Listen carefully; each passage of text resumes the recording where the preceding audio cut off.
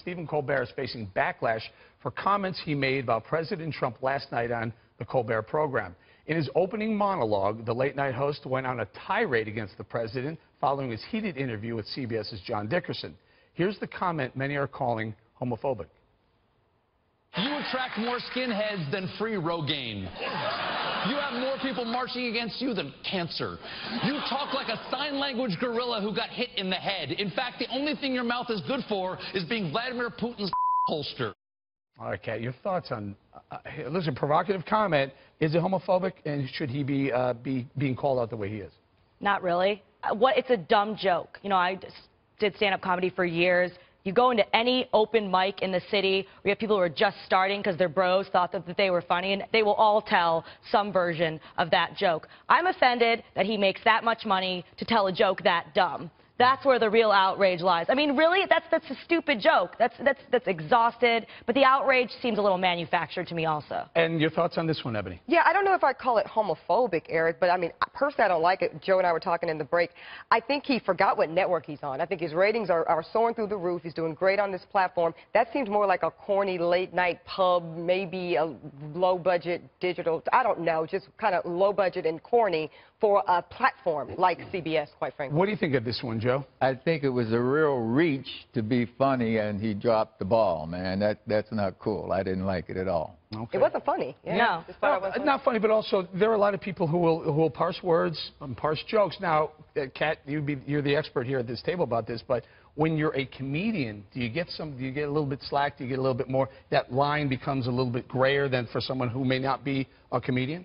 Yeah, absolutely. That's obvious, right? You know that if you or I said that, we would be fired, as we should be, because this is the news. Actually, on the news, but Kat, I think you can say that in a way that Eric and I could not. I would tend to agree with that. Yeah. Well, I'm not going to say it. Everybody in the control room, relax. Go ahead and say it right now, Kat. All right, Mr. Rove, your thoughts on the way, first of all, on the joke, and then the way he's being treated in the first of all, I want to step back. I want to take the whole set of comments. It ends on a lewd and obscene reference to the president, which I found offensive.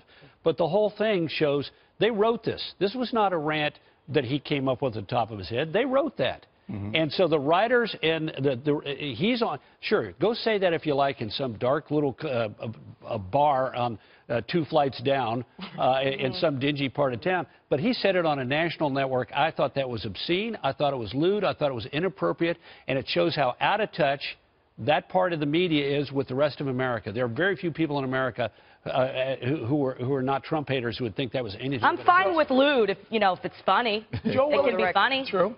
Joe on television like but that. But doesn't Colbert have a responsibility to act and say things that don't offend the network? Like Joe can't say something that offended the Jets at the time. No, you know, in this day and age, I'm not surprised with what we hear, whether it be on television, radio, whatever. I mean, it's far beyond I ever imagined it could get. Yeah, because so much so I can verify this is true. When we were talking about the story in the break, Joe said he didn't really say that. I said, oh, no, he really said that. Like, that's like how in disbelief that he was. It was amazing.